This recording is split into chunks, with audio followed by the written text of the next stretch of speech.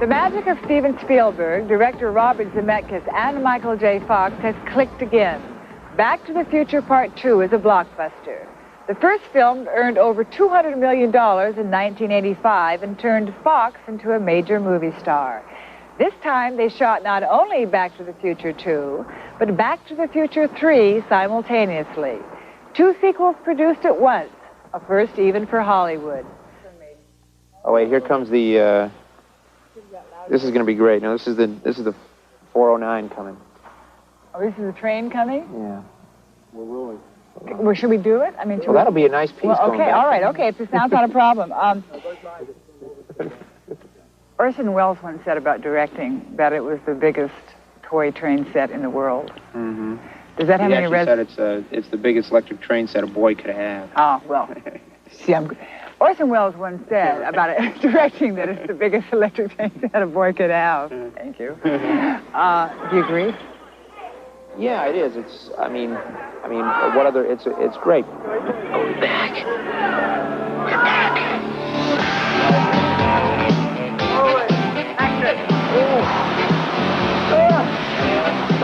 This is a story of a director who, after spending 3 demanding years with Roger Rabbit, didn't take a well-deserved rest from the world of special effects. Instead, he and producer Bob Gale decided to travel even further into the future of filmmaking to invent new visual effects. If you've seen the movie, you'll appreciate the filmmaking process. If you haven't, we won't give away all the secrets. In movie making, the real-life Dr. Brown is Robert Zemeckis.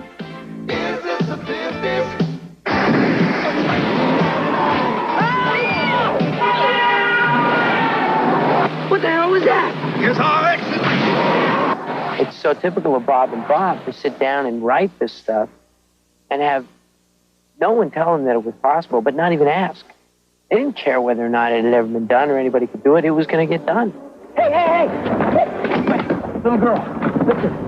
Hey! I need to borrow your hoverboard. Guy gets on a hoverboard, skims across the water, shoots up the bank on the side of a building, you know, and then 5 other guys on hoverboards chase after him.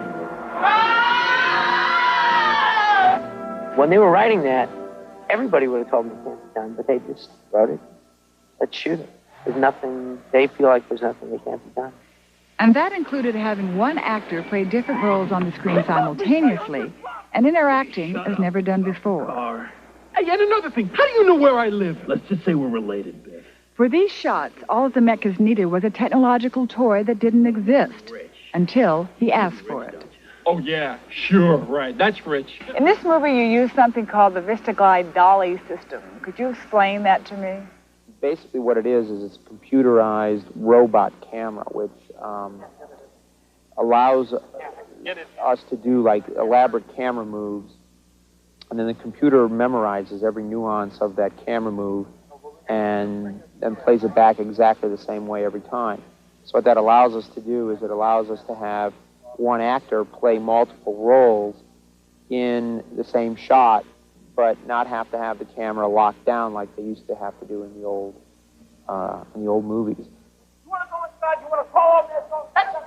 Once both sides of the scene are filmed with the exact same camera moves, they are melded together to form one seamless scene.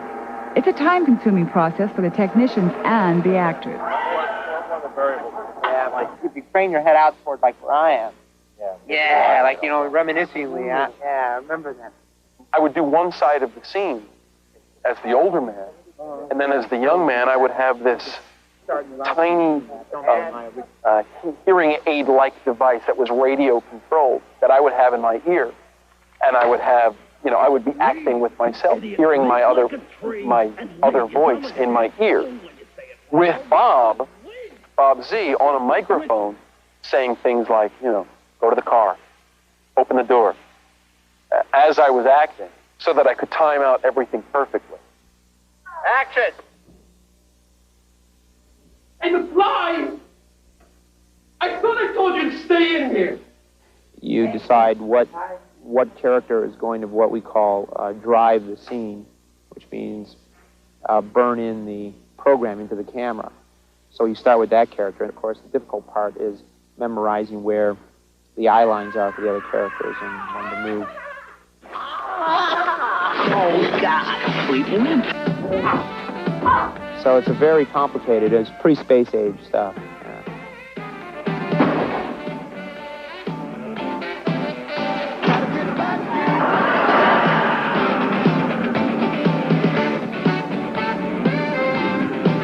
So how did you make the DeLorean fly? I mean, to be perfectly honest, what we did is we went to, the Rockwell Engineering Company, and we had them converted into sort of a hidden helicopter system underneath, and kind of just flies like a little mini helicopter, and a little propeller system that makes it move around. Are you saying you're not going to tell me? Is that what you're saying? The DeLorean doesn't have a hidden helicopter system. Zemeckis made that up. We can tell you that some of the flying scenes were shot with a 3-foot-long miniature DeLorean, but this is not a miniature. In this case, the magician doesn't want to reveal his trick.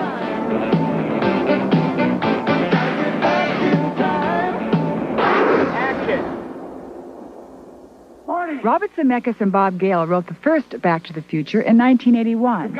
Every studio in Hollywood turned the script down. The only person who believed in the idea was Steven Spielberg.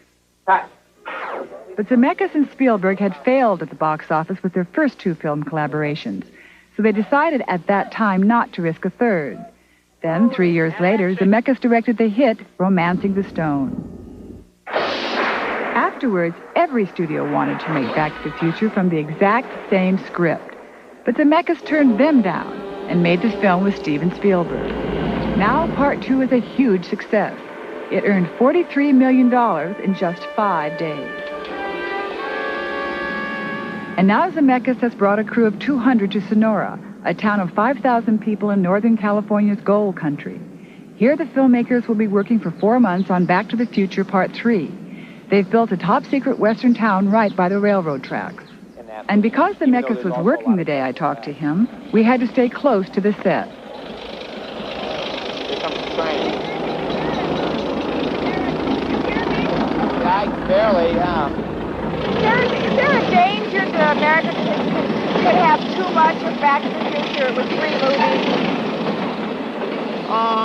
My feeling is that, no, I don't think America will have too much Back to the Future. And the reason for that is that the idea of the 3 films is that they are a tight trilogy.